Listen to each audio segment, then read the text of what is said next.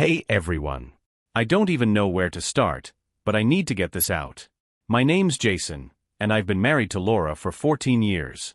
We have two amazing daughters, Beth 10 and Janie 6. For the longest time, I thought we had the perfect family.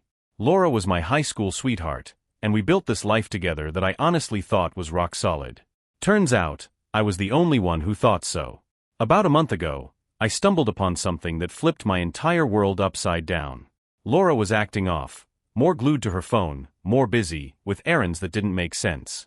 One night, after she'd fallen asleep, I did the thing I never thought I'd do. I checked her phone. And there it was. Messages between her and some guy named Scott. It wasn't even subtle. There were photos, plans to meet up, and even texts mocking me. I froze. It felt like someone had ripped the ground out from under me. I didn't confront her right away.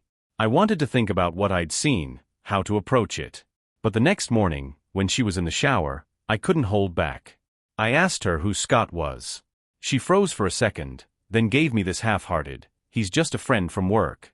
But I knew. I told her I'd seen the messages. I saw the look on her face when she realized there was no covering it up. That's when she said, "Okay, fine, we've been seeing each other. But it's not what you think. Not what I think." What does that even mean? That was the beginning of the nightmare. I told her we needed to talk when the kids weren't around, so we waited until they were at a sleepover. When we finally sat down, she admitted it all, how long it had been going on, how they'd met, how she felt unappreciated at home. She didn't even apologize at first. She said, "It's not like I don't love you, Jason. I just needed something more." More? After 14 years, 2 kids, and a life I thought we were happy with? She had the audacity to tell me she still wanted to work on our marriage while continuing to see him. She said it was different with Scott, that he gave her what she needed emotionally. But she didn't want to break up our family. I didn't know what to say to that. It felt like she'd handed me a knife and expected me to hold it while she twisted it. That's where I'm at right now. Stuck. Completely unsure of what to do. I love my daughters more than anything, and I don't want to lose them. But how do I even stay in this house, under the same roof as her, knowing she's sneaking off to see Scott? I'm talking to a lawyer next week to figure out my options, but from what I've heard, the odds aren't great for dads in Texas. I can't believe this is my life now. How do you even begin to deal with something like this? So I followed through and met with the lawyer. It was a small office in a strip mall, not some flashy downtown high-rise, just a guy who'd been doing this for decades and seemed to know his stuff. His name was Frank, and he had this way of looking at you that made it clear he'd seen it all before. I told him everything. Laura's affair, her lack of remorse, and how I wanted to know my options. Frank listened quietly, nodding here and there, but when I finished, he sighed and leaned back in his chair. "Jason," he said, "I'm not going to sugarcoat this. Texas isn't exactly the friendliest state for dads in custody cases. You can absolutely fight for custody, but unless you can prove she's an unfit mother, like serious neglect, substance abuse, or putting the kids in danger, odds are she'll be the primary caregiver." That hit me like a ton of bricks. Beth and Janie are my world. I couldn't imagine not seeing them every day, not being there to tuck them in, help with homework, or make them pancakes on Saturday mornings. "What about the affair?" I asked. "Doesn't that count for something?" He shook his head. "Not as much as you'd think. Texas is a no-fault divorce state. Even if you can prove adultery, it doesn't guarantee you'll come out ahead in custody or property division. It might help you negotiate, but it's not the slam dunk people think it is." I just sat there, staring at the wood grain on his desk. It felt like every possible escape route was closing off. Frank went on to explain how property division would work. Half of everything, maybe more if I wanted to keep the house. But with Laura's affair, the home I'd built for my girls, felt like a prison now. Even the thought of staying there made my stomach turn. He could tell I was overwhelmed and gave me a grim smile. "You've got 2 paths here, Jason. You can file for divorce, which is going to be expensive, messy, and likely painful, especially if custody becomes a battle. Or," he paused, like he didn't want to say it, "or you try to work something out and stay married, at least for a while. It might give you time to figure out how to protect your relationship with your daughters." That last part stuck with me. Staying married? To a woman who's openly seeing someone else? It felt impossible, but the alternative sounded like tearing my whole world apart. I left the office feeling worse than when I walked in. I sat in my car for a while, staring at the lawyer's business card. Divorce felt like the obvious answer, the right answer. But Frank's words kept echoing in my head. Protect your relationship with your daughters. Was that worth swallowing my pride for? Could I even do that? When I got home, Laura was in the kitchen making dinner, acting like everything was normal. She asked how my day was, like we weren't living in the middle of a disaster. I told her it was fine and went to my room. I couldn't even look at her. That night, I sat on the edge of my bed, looking at photos of Beth and Janie on my phone. Smiling, carefree faces. I thought about what Frank said, about how divorce would mean they'd likely spend more time with Laura than me. I couldn't stand the thought. But I also couldn't stand the thought of staying like this, pretending everything was okay. The next couple of days passed in a fog. I went through the motions, getting the kids ready for school, heading to work, coming home, but everything felt hollow. Every time I looked at Laura, I couldn't stop picturing her with Scott. It made my skin crawl. That Friday, I decided I couldn't keep living like this. After the kids were in bed, I asked Laura to sit down and talk. She gave me this exasperated look, like I was inconveniencing her by bringing up the destruction of our marriage. But she sat. "What do you want, Jason?" she said, arms crossed, her tone dripping with impatience. "I already told you, I love you. I need this too." I felt the anger bubble up, but I kept my voice calm. "Laura, you can't have it both ways. You can't expect me to sit here while you sneak off with Scott and then come home like nothing's wrong." Her face hardened. "I'm not sneaking off. I've been honest about what's happening. I'm not lying to you." "Honest?" I snapped. "You've been lying to me for months. You only admitted it because I found out. Don't pretend like you're doing me some favor." She sighed, like I was the one being unreasonable. "I still love you, Jason. I don't want to end our marriage." "Then end it with Scott," I said, staring at her, daring her to show some kind of remorse or commitment to fixing this. "If you want to work on us, that's the first step." Her eyes narrowed. "I can't do that. What I have with Scott, it's different. It doesn't take away from what we have. Why can't you see that?" I couldn't believe what I was hearing. "Because what we have doesn't include him, Laura. That's not how marriage works." She just shrugged, like I wasn't getting the point. Maybe we just see things differently. That was it. I was done. I stood up and said, "If you want to stay in this house, fine. But from now on, we're not sharing a bedroom." She looked shocked, maybe even a little offended. "You're kicking me out of our bed?" "No," I said firmly. "I'm moving your stuff into the guest room. You don't get to sleep next to me while you're seeing someone else." Her expression shifted, part anger, part disbelief, but she didn't fight me on it. She just said, "Fine," in that clipped tone she uses when she's trying to act like she doesn't care. The next morning, while the girls were playing outside, I packed up her clothes and moved them to the guest room. Laura walked by once, paused in the doorway, and then just kept walking. She didn't say a word.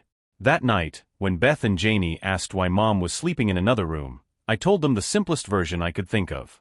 "Mom and I need some space right now," I said. Beth gave me a suspicious look, but Janie just nodded and went back to playing with her dolls. I hated that they were already starting to pick up on the tension. As I lay in bed that night, alone, I felt a weird mix of emotions: anger, sadness, relief. It wasn't a solution, but it was a step. A line in the sand. And for the first time in weeks, I felt like I was starting to take back some control. The conversation ended in circles, like every other attempt I'd made to get answers. Laura kept saying she loved me and didn't want to throw everything away, but she wasn't willing to give Scott up. She claimed it was just different with him, but she still wanted our family to stay together. I don't know if she was delusional or just trying to have her cake and eat it too. After she said that, I knew I couldn't keep pretending. That night, after the kids went to bed, I walked into the bedroom where we'd shared so much of our life together and started clearing out her stuff. I grabbed her clothes from the closet, her makeup from the vanity, her books from the nightstand, everything that was hers. I didn't say a word to her, just carried her things across the hall to the guest room. When she saw me moving her things, she followed me, looking confused. "What are you doing?" she asked, crossing her arms. "I can't sleep in the same bed as you anymore," I said flatly, not looking at her. "You have a boyfriend, Laura. You don't get to sleep next to me like nothing's wrong. She rolled her eyes like I was being dramatic. Jason, this is ridiculous. What about the girls? What are they going to think? They'll think we're sleeping in separate rooms, because we are, I said, still not looking at her. And when they're old enough, they'll find out why. That hit a nerve. She muttered something under her breath about me being spiteful and stormed into the kitchen. I finished moving her things and shut the door to the guest room behind me. That night, for the first time in 14 years, I slept alone. It felt both freeing and crushing at the same time. I stared at the ceiling for hours, wondering how we'd gotten here, how someone I trusted with my whole heart could turn into this stranger I didn't even want in the same bed as me. The next morning, the girls noticed the change right away. Beth came into my room, saw the empty space where Laura's things used to be, and asked, "Why did Mom move her stuff?" I knelt down and looked her in the eye. "Your mom and I are working through some things, sweetie. We're still a family, but we need a little space right now." Beth frowned, clearly not buying it, but she didn't push. Janie, thankfully, was too young to notice anything was off. Laura barely spoke to me that morning, and the coldness between us only grew over the next few days. The house felt heavier, like the air itself carried all the unspoken tension. I knew this wasn't sustainable, but for now, it was the only move I could make to keep my sanity. After moving Laura to the guest room, everything about the house felt different. The kitchen, the living room, even the kids' laughter, it all seemed covered by this shadow I couldn't escape. Every time I walked past the closed door to her new room, I felt a knot tighten in my chest. I'd catch myself imagining her texting Scott, smiling at her phone the way she used to smile at me. I needed an outlet, something to distract me from the constant anger and humiliation. I started running. It wasn't a plan or anything. I just grabbed some old sneakers one evening and took off down the street. At first, it was miserable. My legs burned, my lungs felt like they were on fire, and I couldn't stop replaying the worst moments in my head. But the longer I ran, the more it started to help. With every step, I pictured leaving behind all the things I couldn't control: Laura's betrayal, the lawyer's grim advice, the awful choices I was facing. By the time I stumbled back home, drenched in sweat, I felt a little lighter. It wasn't much, but it was something. That first run turned into a nightly habit. I'd wait until the girls were asleep and then head out, pounding the pavement until I was too exhausted to think. Sometimes I'd go for miles, other nights, just around the block. It didn't matter. What mattered was that it gave me something that was mine, something no one could take away. Laura noticed, of course. One night, as I was lacing up my shoes, she leaned against the counter, arms crossed. "Taking up running now?" she asked, her tone almost mocking. I didn't look at her. "Yeah." She didn't say anything for a moment, then added, "You know, you could have done stuff like this before. Maybe things wouldn't have gotten so bad." I froze, the knot in my chest tightening. "So this is my fault now?" She sighed dramatically. "I didn't say that. I'm just saying you've been checked out for years, Jason. Always working, always tired. Scott, he pays attention." Hearing his name from her mouth made my blood boil. I stood up, staring at her. "If I was checked out, it's because I was too busy trying to hold everything together while you got bored. Excuse me for thinking loyalty mattered." Her face twisted into a scowl. "Don't play the victim, Jason. We both know this marriage hasn't been perfect for a long time." I grabbed my keys and walked out the door before I said something I'd regret. I ran harder than I ever had that night, trying to outrun the anger, the heartbreak, and the sheer absurdity of her justifying her affair by blaming me. But when I got back, the house was quiet, and I was too tired to care. For once, I fell asleep without replaying our argument over and over in my head. Maybe the running was working after all. The week passed, and the new routine set in. Laura and I barely spoke unless it was about the kids, and even then, the conversations were clipped and forced. Every day felt like walking on glass, carefully avoiding anything that might crack the fragile illusion of normalcy we were trying to maintain for Beth and Janie. But kids aren't stupid. One night, I was reading Beth her bedtime story. She loves these adventure books about a boy who travels to different worlds through a magical portal. Usually, we'd talk about which world she'd want to visit, but that night, she was quieter than usual. When I finished the chapter and closed the book, she looked at me with those big, thoughtful eyes she gets when something's on her mind. "Dad," she started hesitantly, "are you and Mom mad at each other?" I froze. My heart dropped. I'd been dreading this moment, but I couldn't lie to her. Why do you ask, sweetie? I said, trying to keep my voice steady. She fidgeted with the edge of her blanket. You're not eating dinner together anymore. And Mom sleeps in the guest room now. Is it because of us? Her voice cracked on the last word, and it shattered me. I scooted closer, pulling her into a hug. No, Beth. It's not because of you or Janie. None of this is your fault. She sniffled, her little face buried in my chest. Then why? I took a deep breath, trying to find the right words. Your mom and we're trying to figure out some things right now. Grown-up things. But we both love you and your sister more than anything. That will never change. She didn't say anything for a while, just held on to me. Eventually, she pulled back and looked at me again. Are you going to get divorced? Her question hit like a punch to the gut. I don't know, sweetie, I admitted. I hope not, but I don't know. Beth nodded like she was trying to understand, but I could see the worry in her eyes. I don't want you to get divorced, she said quietly. I kissed her forehead. I know. I don't want that either. After she fell asleep, I sat in her room for a long time, just watching her breathe. It was the first time I really let myself think about what divorce would mean, not for me, but for the girls. Splitting holidays, missed bedtime stories, weekends where one of us would be alone while the other had them. The thought of it was unbearable. When I finally left her room, I passed the guest room. The light was on, and I could hear Laura laughing softly on the phone. My stomach churned, but I kept walking. That moment with Beth cemented something for me. Whatever happened between Laura and me, I had to protect my girls from the fallout as much as possible. Even if it meant staying in this miserable arrangement for now. A few days after my talk with Beth, life threw another wrench at me. It was Laura's birthday, something I'd almost forgotten in the haze of everything happening. Normally, I'd plan something special, a dinner out, a cake the girls would help decorate, a gift she'd been hinting at for weeks. This year, I had no idea how to approach it. That morning, Beth and Janie were buzzing with excitement, completely unaware of the tension between their mom and me. They made cards for her with crayons and glitter, and Beth even helped Janie write, "I love you, Mommy." It broke my heart a little, seeing how happy they were. Laura came into the kitchen around mid-morning, her hair still wet from the shower, and the girls immediately ran up to her shouting, "Happy birthday." They handed her the cards, and for a moment, everything seemed normal. She knelt down, hugged them tightly, and kissed the tops of their heads. "Thank you, my sweet girls," she said, her voice soft and full of love. Then her eyes flicked up to me, and the warmth vanished. "Jason," she said, nodding awkwardly. "Happy birthday," I said, keeping my tone neutral. We didn't make plans as a family, so I figured she'd spend the day doing her own thing. But around lunchtime, there was a knock at the door. I wasn't expecting anyone, so I opened it cautiously, and there stood Scott. I swear, my heart stopped for a second. He was holding a bouquet of flowers and a gift bag, smiling like he was walking into his own house. Before I could say anything, Laura appeared behind me. "Oh, Scott. You didn't have to," she said, brushing past me and taking the flowers.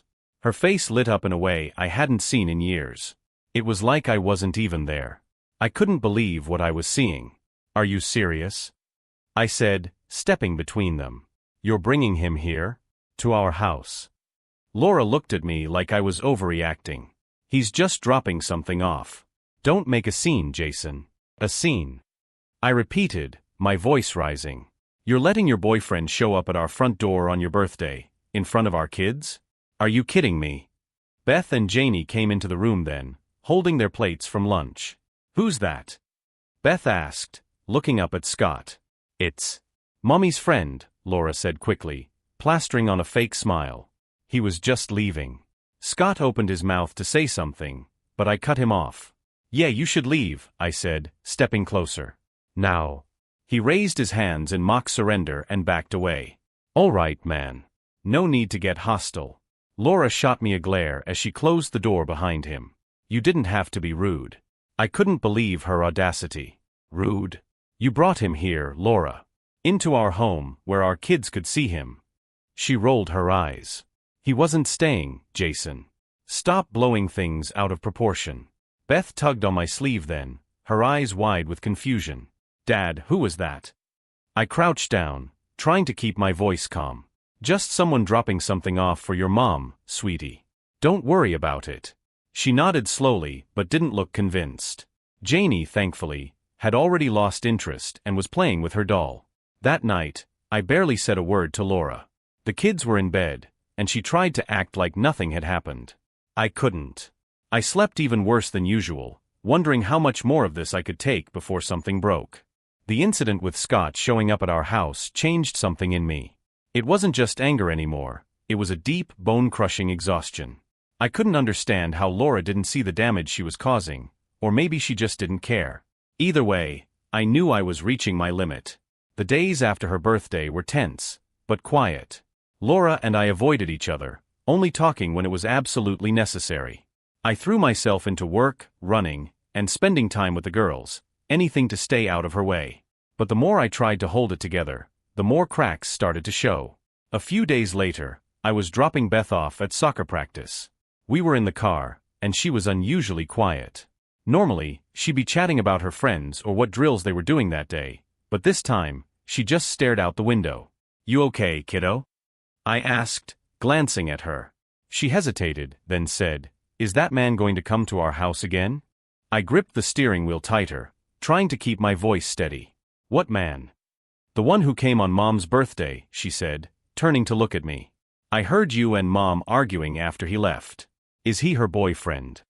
Her question knocked the wind out of me. I opened my mouth to say something but realized I had no idea how to answer. Lying felt wrong, but the truth? How could I put that on her shoulders? "Beth," I said carefully, "that man. He's someone your mom knows. But what's important is that you don't need to worry about him, okay? Mom and I are figuring some things out, and it's going to be okay." She didn't look convinced. "But what if it's not? What if you and Mom stop loving each other?" I pulled the car over into an empty parking lot and turned to face her. "Listen to me," I said, my voice firm but gentle. "No matter what happens between me and Mom, we both love you and Janie more than anything in the world. That will never, ever change. Do you understand?" She nodded slowly, tears welling up in her eyes. I reached over and pulled her into a hug, feeling her small body shake against mine. "I don't want our family to change," she whispered. "I know, sweetheart." "I don't either," I said, my throat tightening. "But I promise, we'll always be a family. Always." After I dropped her off, I sat in the car for a long time, staring at the empty field behind the parking lot. It hit me then how much this was affecting the girls, no matter how hard I tried to shield them from it. The guilt was overwhelming. That evening, after the kids were in bed, I decided I couldn't keep letting this simmer in silence. I walked into the living room, where Laura was sitting on the couch, scrolling through her phone like she didn't have a care in the world. "We need to talk," I said, my voice sharper than I intended. She looked up, raising an eyebrow. "About what?" "About Scott. About how this is affecting the kids. About everything." She sighed, putting her phone down. "Jason, I told you, I'm not trying to disrupt anything. Scott's not a threat to the girls. They don't even know what's going on. Don't they?" I shot back. "Beth just asked me if he was your boyfriend. She's not stupid, Laura. She knows something's wrong, and it's eating her up inside." Laura's expression faltered for a second, but she quickly recovered. "They'll adjust. Kids are resilient." That was it. The breaking point. I stood there, staring at her, barely able to believe what I was hearing. "Resilient? Is that your excuse for dragging some guy into our lives while tearing this family apart?" Her face hardened. "Don't act like you're some perfect victim, Jason. You've been emotionally checked out for years. I tried to talk to you, but you were always too busy or tired. Scott listens to me. He makes me feel heard. And what about me?" I said, my voice rising. "Did you ever think to tell me you felt that way before jumping into bed with someone else? Or was that easier for you?" She stood up, crossing her arms. "I'm not having this conversation again. I've told you how I feel. If you can't accept that, maybe you're the one who should leave." I stared at her, stunned. For a moment, I thought about yelling, about throwing something, about storming out of the house and never coming back. But instead, I just turned and walked away, my heart pounding in my chest. When I got to my room, I locked the door and sat on the edge of the bed, staring at the floor. For the first time since this all started, I felt completely, utterly lost. The next morning started like any other, but I felt like I was moving in a fog. Laura acted like nothing had happened the night before, and I didn't have the energy to call her out. The girls were their usual cheerful selves, completely unaware of how broken everything was beneath the surface. I dropped them off at school and headed to work, trying to focus on anything but the mess at home. Around noon, my phone buzzed. It was a number I didn't recognize, but I picked up anyway. "Mr. Fairburn?" a woman's voice asked. "Yes, this is Jason," I replied, already feeling a knot forming in my stomach. "This is Mrs. Klein, the school counselor at Beth's elementary school. I was hoping we could speak about something that came up today." My heart sank. "Is Beth okay?" "She's fine," Mrs. Klein said quickly. "But she seemed upset this morning, and her teacher asked me to check in with her. I think it might be helpful for us to have a conversation." I agreed to meet her that afternoon, feeling a mix of dread and guilt. When I arrived, Mrs. Klein greeted me with a warm but serious expression and led me to her office. Beth was already there, sitting in a chair with her arms crossed and her eyes on the floor. "Hi, sweetie," I said softly, kneeling in front of her. "What's going on?" Beth glanced at Mrs. Klein, who gave her an encouraging nod. "Finally," she said, "I told Mrs. Klein I don't like it when you and Mom fight." I felt my chest tighten. "Beth, I'm so sorry you've been hearing that. I never want to upset you or Janie. But you do fight," she said, her voice small. "And you don't talk to each other anymore. It's like you're not happy." I looked up at Mrs. Klein, unsure what to say. She stepped in gently. "Beth mentioned that there have been some changes at home. She's noticed that things aren't the same as they used to be, and it's making her anxious."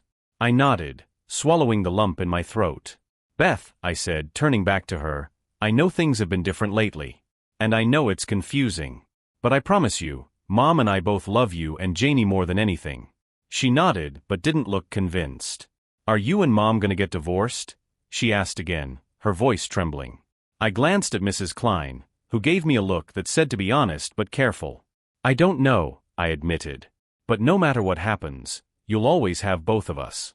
That's never going to change." Beth sniffled, and I pulled her into a hug. Mrs. Klein gave us a moment before speaking. "It's clear Beth is feeling the tension at home, Mr. Fairburn.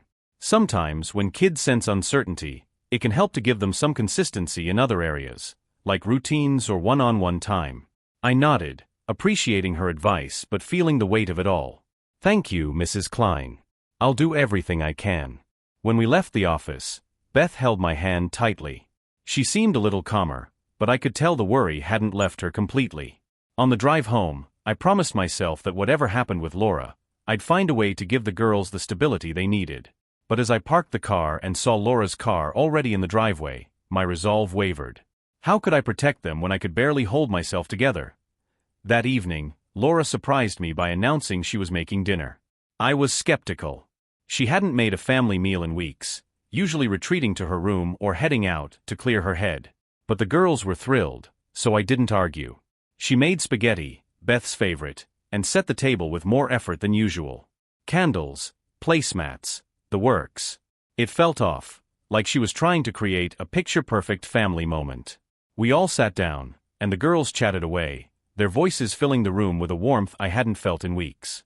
Laura kept looking at me across the table, a forced smile plastered on her face. I stayed quiet, focusing on the kids. "Beth, how's soccer going?" Laura asked, twirling her fork. "Good.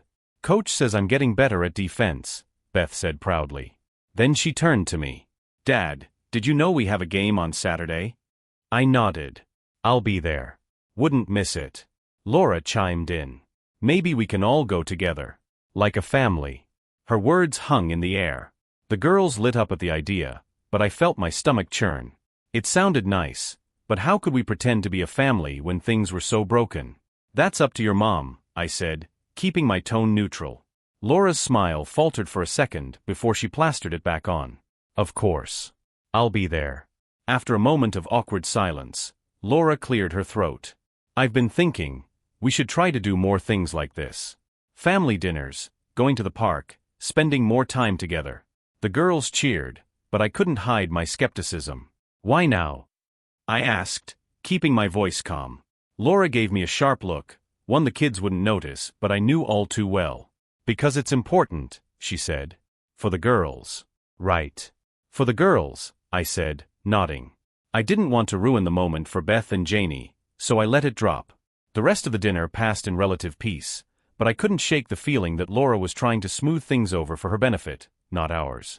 After we cleaned up, I went for my usual run. As I pounded the pavement, her words replayed in my mind.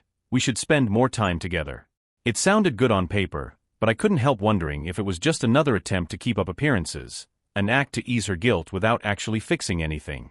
When I got home, the house was quiet. The girls were in bed, and Laura was in the guest room, her door slightly ajar. I saw her sitting on the bed, scrolling through her phone, her face illuminated by the screen. My chest tightened. Was she texting Scott again? Planning their next rendezvous? I turned away and headed to my room, closing the door behind me. I couldn't live like this much longer. Something had to give, and soon over the next few days, things felt different around the house, but not in the way Laura probably intended. The dinner seemed to have stirred something in Beth and Janie. They started asking more questions, small ones at first, like why Laura wasn't helping with bedtime anymore or why we didn't all watch movies together like we used to. Beth, in particular, became more observant. One evening, as I was tucking her in, she hesitated before asking, "Is Mom mad at you?" I froze, then sat down on the edge of her bed. "No, sweetheart. Why do you ask?" She shrugged, playing with the edge of her blanket. "She just doesn't laugh as much. And you don't talk to each other like you used to." I had to bite back a wave of emotion. Sometimes grown-ups go through tough times, Beth. But that doesn't mean we don't love you and Janie. She nodded slowly, but I could see the worry in her eyes. "Okay. I want you and Mom to be happy." Her words stayed with me long after she fell asleep. Beth was too young to carry this kind of burden, but it was clear the cracks in our marriage weren't invisible to her anymore. The next morning, as the girls ate breakfast, Laura breezed into the kitchen, dressed up more than usual. "I'll be home late tonight," she said casually, pouring herself a cup of coffee. "Work?" I asked, though I already knew the answer. "Yeah," she replied, not meeting my eyes. "There's a late meeting." Beth looked up from her cereal. "You have a lot of late meetings," she said innocently. Laura froze for a second, then forced a smile. "That's just how it is sometimes, sweetheart." I clenched my jaw but said nothing. Once Laura left, I sat down with the girls, trying to shift the mood. "What do you two want to do this weekend? Maybe we can go to the park or the zoo." Janie's eyes lit up. "The zoo. I want to see the penguins." Beth nodded, but her smile didn't reach her eyes. "Can Mom come too?" I hesitated. "We'll see," I said, knowing full well Laura wouldn't be interested. That weekend, I took the girls to the zoo by myself. We had a great time, laughing at the monkeys, watching the penguins waddle around, and sharing a giant pretzel. For a few hours, it felt like the old days, when our family was whole. But every time Beth's face lit up, I couldn't ignore the shadow of worry behind her smiles. On the drive home, she asked, "Why didn't Mom come?" I kept my tone gentle. She had other things to do today. Beth didn't push, but I could tell she was piecing things together in her own quiet way. It was only a matter of time before the questions became harder to answer. That night, as I sat in my room, staring at a photo of all of us from a few years ago, I realized I couldn't keep pretending things were okay. The girls deserved better than this limbo, and I deserved better than being treated like an afterthought in my own home. It was time to make a choice. The next major blow came out of nowhere. One evening, I was in the driveway with Beth and Janie, teaching them how to ride their bikes. Beth was steady, picking it up quickly, while Janie kept wobbling, giggling every time she tipped over. For a little while, it felt like everything was normal again. Then Scott showed up. I didn't see his car pull up until it was too late. He got out, looking way too casual for someone walking into a family's home he'd helped destroy. The girls noticed him first, and Beth's face immediately clouded with confusion. "Who's that?" she asked. I stood up, my heart pounding. "Beth, Janie, go inside. Now." "But," Beth started. "Inside," I said firmly, keeping my eyes on Scott. Reluctantly, they dropped their bikes and went into the house, peeking out the window as I walked toward him. "What the hell are you doing here?" I hissed, keeping my voice low so the girls wouldn't hear. Scott smirked, like this was some sort of game to him. "Relax, Jason. I just came to talk to Laura." "You're not welcome here," I snapped, stepping closer. You don't just show up at my house like this. Especially not in front of my kids. He shrugged, his smirk fading. She invited me. Said it was fine. That hit me like a punch to the gut. I didn't want to believe him, but the way he said it, so matter of fact, made me realize it was probably true. Get in your car and leave, I said, my voice shaking with barely controlled anger. He didn't move at first, like he was deciding whether to push me further. But then he sighed and held up his hands. Fine. Message received. I watched him get in his car and drive off, my fists clenched at my sides. When I went back inside, Beth was waiting in the hallway, her arms crossed. Who was that? She asked. I crouched down to her level, struggling to find the right words. Just someone your mom knows. It's nothing you need to worry about. She frowned. He looked mean. I forced a smile, ruffling her hair. You don't have to think about him, okay? Let's go finish practicing. But as she walked away, I felt the weight of the situation settle over me again. Scott's appearance wasn't just an intrusion, it was a reminder that I couldn't shield the girls from the cracks in our family much longer. Later that night, I confronted Laura. Why was Scott here? I asked as soon as the girls were in bed. She looked up from her phone, startled. What? He showed up in the driveway, I said, keeping my voice low but firm. Said you invited him. Her face flushed, and she quickly looked away. I didn't think he'd actually come by. I told him not to. That's not good enough, I snapped. He can't just show up here, Laura. The girls saw him. Beth's asking questions. Laura sighed, like I was being unreasonable. I'll talk to him. It won't happen again. That's not the point. I said, my voice rising. Do you even care what this is doing to them? To me.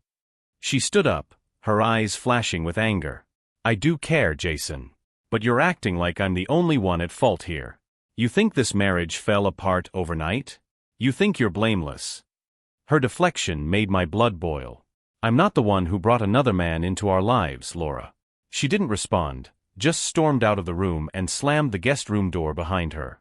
I sat there for a long time, staring at the closed door, wondering how much more I could take after Beth's heartbreaking question. I knew I couldn't keep living like this. The girls were noticing more, and no matter how much I tried to shield them, the damage was leaking through. I decided to go back to the lawyer, Frank, for a second meeting. This time, I wasn't as hesitant. I laid everything on the table, Scott showing up, Laura's lack of remorse, and the growing strain on the kids. I need to know my options, I told him. Not just for me, but for my daughters. I can't keep this going. Frank leaned back in his chair, his expression serious. Jason, if you're ready to move forward, there are a few things we can do. First, gather as much documentation as you can about her affair. Texts, photos, anything that proves she's been unfaithful. While Texas is a no-fault state, that evidence could help in negotiations, especially if she's bringing someone like Scott into the kids' lives. I nodded, already thinking of the messages I'd seen. You should also start preparing financially, he continued. Make copies of financial records, bank statements, anything joint. The more prepared you are, the smoother this process will go. What about the girls? I asked, my voice cracking. How do I make sure I don't lose them? Frank's face softened. Judges look at what's in the best interest of the children. If you can show that you've been their primary caregiver, or at least an equally involved one, that will help. It's not a guarantee, but it gives you a fighting chance. I left his office feeling both overwhelmed and oddly lighter.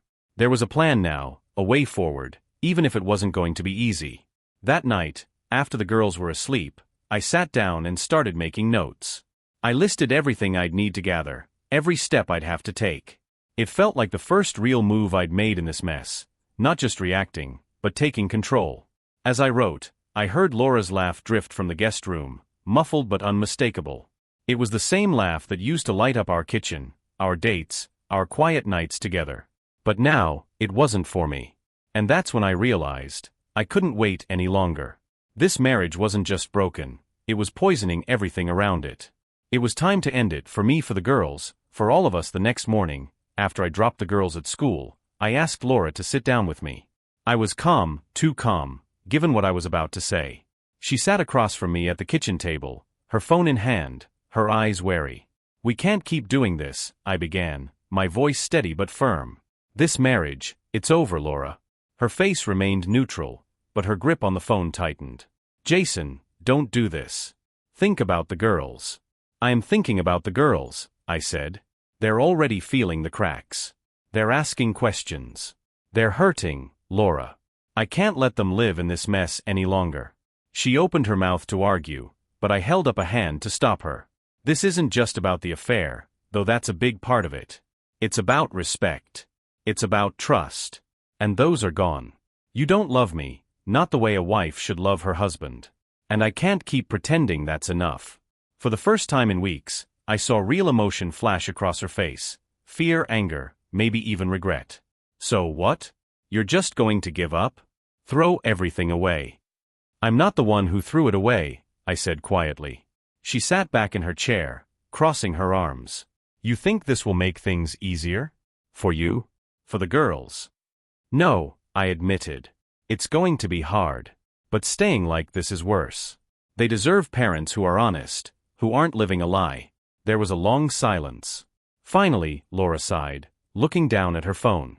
Fine, she said, her voice flat. If that's what you want. It's not about what I want, I said, standing up. It's about what's right. That afternoon, I called Frank to start the paperwork. The weight on my chest didn't lift, but there was a strange sense of clarity. I wasn't stuck anymore. I was moving forward, even if the road ahead was terrifying. The weeks that followed were messy. The girls cried when we told them, and it broke my heart. Laura tried to act like everything was my fault, but I stopped caring what she thought. I stayed focused on Beth and Janie, on making sure they felt loved and supported. It wasn't easy. There were nights when I sat alone in the house, staring at the empty space where our family used to be whole. But then I'd hear Beth and Janie laughing in the other room, and it reminded me why I was doing this. One night, as I tucked Beth in, she hugged me tightly and whispered, "I'm glad you're still here, Dad." "I'll always be here," I promised, and for the first time in a long time, I believed it. The end of my marriage wasn't the end of my life. It was a new beginning, a painful, messy, but necessary one. And for the sake of my daughters, I was ready to face whatever came next.